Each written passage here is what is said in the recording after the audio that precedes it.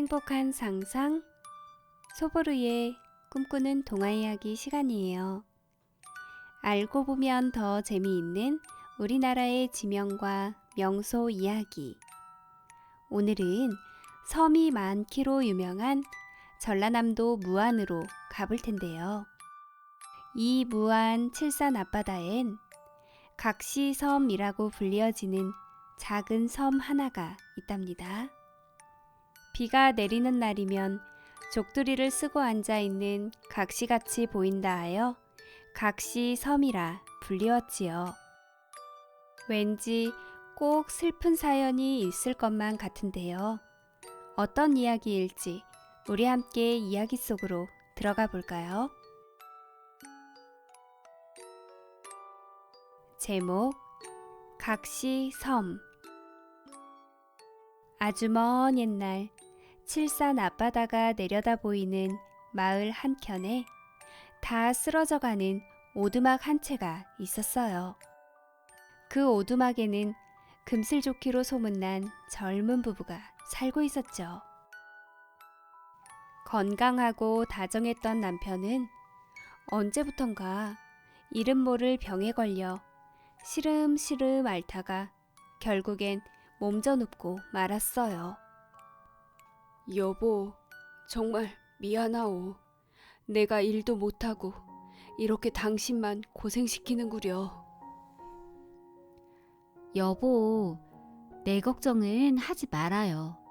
당신 몸만 생각해요. 그래야 빨리 일어나죠. 부인은 아픈 남편의 병을 낫게 하기 위해 백방으로 정성을 다했어요. 하지만 남편의 병은 나을 기미가 보이지 않았지요. 그러던 어느 날 부인은 유명한 의원을 만나 집으로 안내했어요. 의원님, 제발 좋은 약을 써주시어 불쌍한 이 사람을 살려주세요. 제발이요. 제발 꼭 부탁드릴게요. 부인이 신신당부하자 의원은 그 어느 때보다 더 신중히 정성을 들여 한참 동안 남편의 몸을 진맥해보고 손과 얼굴도 만져보았지요. 그러다 이내 결국 힘없이 고개를 내저었답니다. 아휴, 가망이 없겠소. 도저히 내 힘으로는 어떻게 할 수 없을 것 같소. 의원이 이렇게 말하자 부인은 의원에게 한 발 가까이 다가앉아 간절히 말했어요. 의원님의 힘으로는 어찌해 볼 도리가 없으시다니요? 그렇다면 달리 무슨 방법이 있으시다는 말씀이십니까? 의원님, 방법이 있다면 저에게 말씀해 주세요. 그것만 알려주시면 제가 죽는 한이 있더라도 꼭 해낼게요. 의원은 매우 딱하다는 듯이 먼 바다만 바라보더니 무거운 입술을 뗐어요. 아휴, 참. 꼭 한 가지 길이 있기는 하지만 에이, 안하게 몸으로서는 도저히 해낼 수 없을 것이오. 의원님, 저는 우리 남편의 목숨만 살릴 수 있다면 전 죽어도 아까운 것이 없습니다. 그 방법이라는 게 무엇입니까? 부인이 재촉하자 의원은 한숨을 토해내더니 손으로 먼 바다를 가리켜 보였어요. 저기 저 바다에 떠있는 섬들이 보이시오? 네? 저 칠산섬 말입니까? 그래, 맞소. 7개의 섬이 있다고 하여 칠산섬으로 불려지고 있죠. 그런데 저 7개의 섬 중에서 제일 작은 섬 하나가 있는데 그 섬 안에는 중국의 진시황 같은 사람도 구해보지 못했다던 신기한 약초가 존재한다고 하오. 부인의 얼굴엔 한 줄기 희망의 빛이 비추이는 듯 환해진 얼굴로 물었어요. 정말이요? 그 섬 안에 약초가 있다고요? 그럼 그 약초만 뜯어오면 제 남편의 병이 단박에 나을 수 있어요? 그렇소. 부인은 진지한 얼굴로 의원에게 다시 물었지요. 의원님, 그렇다면 그 약초는 어떻게 생겼습니까? 나도 듣기만 하였는데 도라지 꽃처럼 파란 꽃이 피어 있다고 하오. 네, 알겠습니다. 의원님, 정말 감사합니다. 감사합니다. 감격에 겨운 부인은 의원에게 큰 절을 올리고 거듭 감사의 인사를 드렸답니다. 다음 날 아침 날이 밝자 부인은 남편이 먹을 죽을 넉넉히 끓여놓고 짐을 꾸렸어요. 그리고 오랫동안 메어놓았던 나룻배를 푼 다음 주저하지 않고 손수 배를 저어 칠산섬을 향해 나아갔지요. 여자의 몸으로선 가기가 힘든 곳이라고 하던 의원의 말이 자꾸만 머릿속에 떠올라 마음속으로 불안하기는 했지만 약초를 구하러 간다는 생각을 하니 그런 불안은 금세 떨쳐버릴 수가 있었지요. 꼬박 하루 해가 다 걸려서야 부인은 작은 섬에 오를 수가 있었어요. 와, 드디어 도착했구나. 어서 빨리 신비한 약초를 찾아야 할 텐데. 해가 서쪽 수평선 너머로 넘어가느라고 하늘이 빨개졌어요. 온 천지에 불이 붙은 듯한 그 붉은 낙조에서 부인의 손과 옷까지 빨갛게 물들어 신비한 느낌마저 들었답니다. 이러다 해가 넘어가겠어. 위쪽엔 없는 것 같아.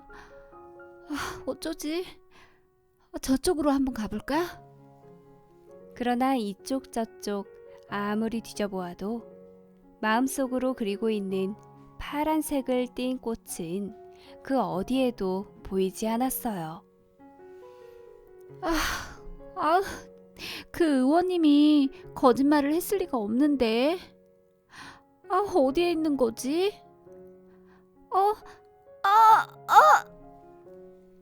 돌부리에 걸려 넘어진 부인은 풀섭 위에 쓰러져 버리고 말았어요. 온 몸에 힘이 풀리고 일어설 힘조차 없음을 느꼈을 때 배에서 꼬르륵 소리가 들려왔죠. 그제야 하루 종일 아무것도 먹지 않아 기운이 빠져버렸다는 것을 깨닫게 되었답니다. 아무도 없는 이 무인도에서 약초도 못 캔 채 죽는 건 아닐까? 그이도 날 애타게 기다리고 있을 텐데. 점점 어두워져 가고. 어떡하지? 이런저런 생각에 두려움이 엄습하자 고개를 저으며 다짐했어요. 안 돼. 힘을 내자. 할 수 있어. 정신 똑바로 차려야 해. 약초는 분명 어딘가 있을 거야. 부인은 힘을 내어 일어나 눈앞에 쭉 뻗은 깊은 풀 속을 헤치고 또 헤쳐 나갔답니다. 그러던 그때 파란 빛을 띠는 약초가 어슴풀에 보이는 게 아니겠어요? 찾았다. 바로 의원님이 말했던 그 약초가 분명히. 신이시여, 감사합니다. 이제 우리 남편은 살았어. 부인은 땅에 깊숙이 박힌 약초를 조심히 캐내었어요. 약초를 다려먹고서 금세 자리를 털고 일어서는 남편의 모습이 눈앞에 선하게 그려지자 미소 띈 부인의 얼굴엔 금세 뜨거운 눈물이 흐르게 되었답니다. 그런데 약초를 캐내자 이상한 일이 벌어지고 말았어요. 난데없이 커다란 뱀 한 마리가 나타나서는 약초를 들고 있는 부인을 향해 혀를 낼름거리는 것이 아니겠어요? 부인은 기겁을 하며 뒤로 넘어져 버렸어요. 하지만 그 와중에도 약초는 놓치지 않고 두 손에 꼭 움켜쥔 채로 말이지요. 간신히 정신을 차린 부인은 일어나 뱀을 피하려 옆으로 한 걸음 한 걸음 옮겼지요. 그러나 사방에서 씩씩하는 뱀 소리가 가깝게 들리더니 이내 셀 수 없을 만큼의 많은 뱀들이 몰려와 부인을 포위하고 말았답니다. 너무 놀란 부인은 그 자리에 풀썩 넘어지고 말았어요. 천신만고 끝에 약초를 얻어 우리 그 일을 살릴 수 있다 좋아했거늘. 이제 서방님도 못 보고 나는 여기서 죽는구나. 서방님. 낙심한 채 울고 있는 부인에게 놀라운 일이 벌어졌답니다. 부인의 두 팔이 없어지더니 어느새 온 몸에 뱀의 비늘로 덮여버리는 게 아니겠어요? 이게 뭐야? 너무도 놀라운 일에 부인은 소리를 질렀지만 입에서 나오는 소리는 뱀들의 씩씩대는 소리와 같았지요. 한편 부인을 기다리고 있던 남편은 병이 심해져 이틀 만에 숨을 거두고 말았어요. 이를 불쌍히 여긴 동네 사람들은 칠산 바다가 보이는 백학산 양지 바른 자리에 남편을 묻어주었지요. 무덤 만들기를 다 끝낸 뒤 땀을 닦고 있던 찰나 벼랑간 어떤 사람이 놀라서 소리를 질렀어요. 이보게들, 저기 좀 봐. 어떤 큰 뱀 한 마리가 물살을 헤치면서 이쪽으로 헤엄쳐 오고 있어. 아이고 정말이네. 입에는 무슨 꽃 같은 걸 물고 있는데? 육지로 올라온 뱀은 이날 장사를 지낸 남자의 집으로 쑥 들어갔어요. 마을 사람들이 궁금해서 쫓아가 보니 입에 꽃을 문 뱀이 머리로 문을 열고는 남자의 방 안으로 스르륵 들어가는 것이 아니겠어요? 남자가 없는 것을 본 뱀은 하염없이 눈물을 주룩주룩 흘렸어요. 그리고는 산으로 올라가 온종일 남자를 찾고 다녔지만 이미 땅속에 묻혀버린 남자가 보일 리가 없었지요. 다시 낡은 초가집으로 내려간 뱀은 물고 있던 약초만 방 안에 남겨놓은 채 바닷속으로 들어가 작은 섬을 향해 헤엄쳐 갔어요. 어머 세상에, 저 뱀이 섬으로 약초를 구하러 갔다는 남자의 부인이었나 봐요. 그러게요. 하늘도 무심하시지. 어쩌다 저리 됐을꼬. 마을 사람들은 가여운 부인과 남편을 생각하며 눈물을 흘리지 않는 이가 없었답니다. 이 일이 있고 난 후 비만 오면 섬이 족두리를 쓰고 앉아있는 각시 모양으로 변한다는 전설이 입에서 입으로 내려오게 되었대요. 오늘은 전남 무안에서 전해져 오는 각시섬 이야기였어요. 여러분에게 사랑은 무엇인가요? 부인에게 사랑이란 두려움을 이기게 하는 힘, 내 목숨보다 더 소중한 남편을 위해 무엇이든 할 수 있는 용기였네요. 비록 부부 모두 목숨을 잃게 되었지만 남편을 향한 부인의 간절한 사랑은 저 하늘에 있는 남편에게 닿지 않았을까요?